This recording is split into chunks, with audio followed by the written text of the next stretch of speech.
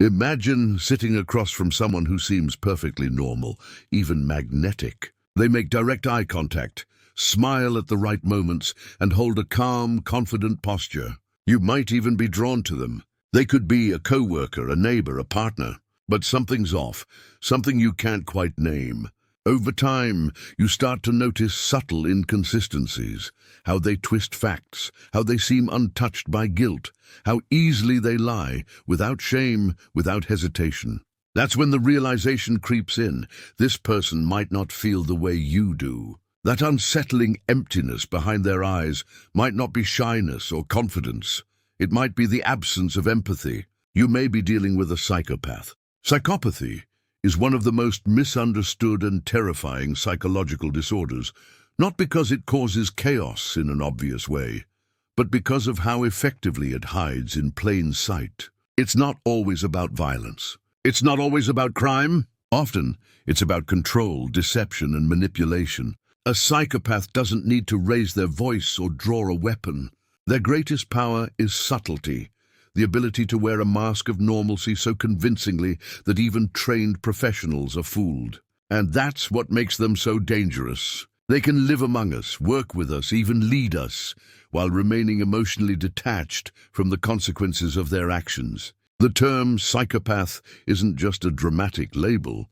It's a clinical diagnosis rooted in decades of psychological research. The foundational work in understanding psychopathy was done by Dr. Robert Hare, a Canadian psychologist who created the Psychopathy Checklist Revised, or PCL-R.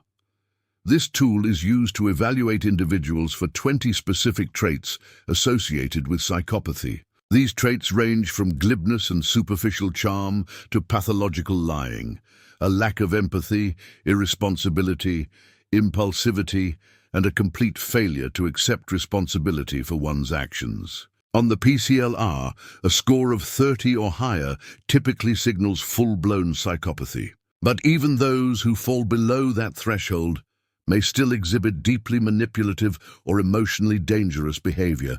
Psychopathy often begins revealing itself early.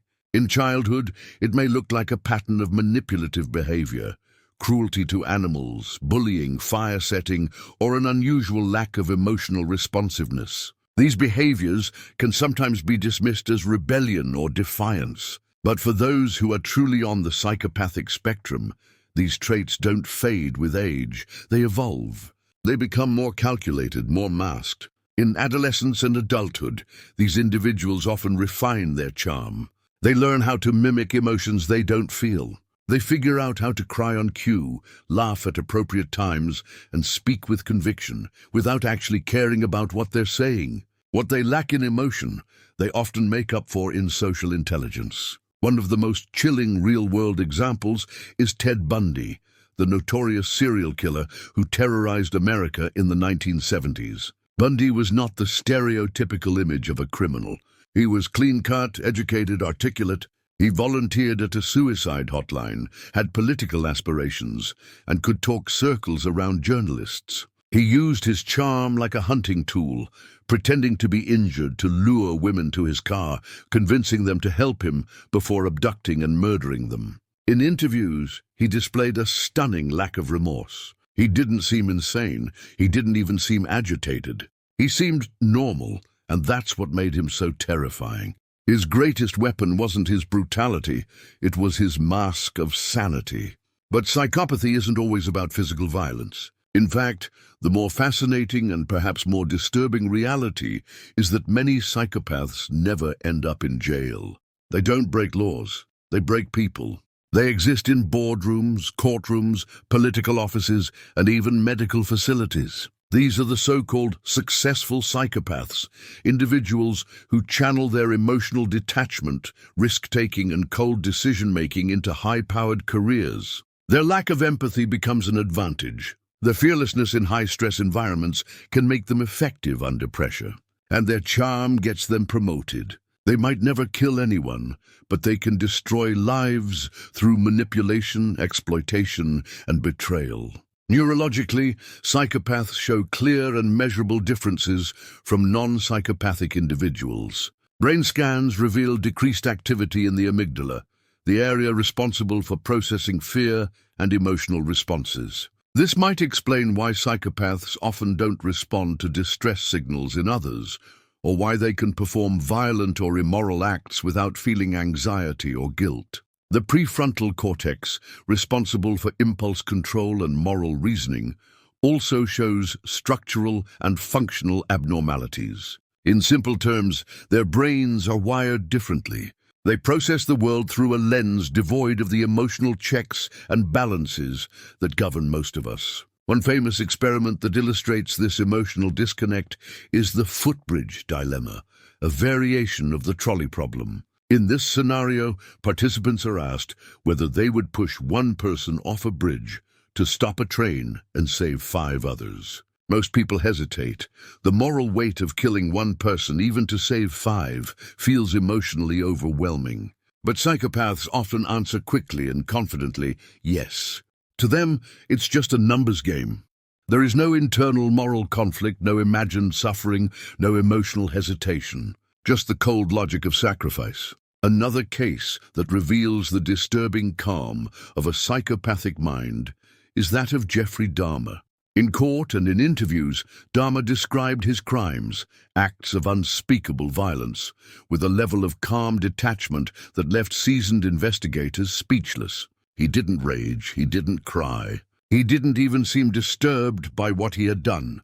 His words were matter of fact, as if describing a routine. It was as if empathy and horror simply weren't available to him, and that's not uncommon. Many psychopaths are not delusional or mentally ill in the traditional sense. They are lucid, they are aware, and they simply do not care.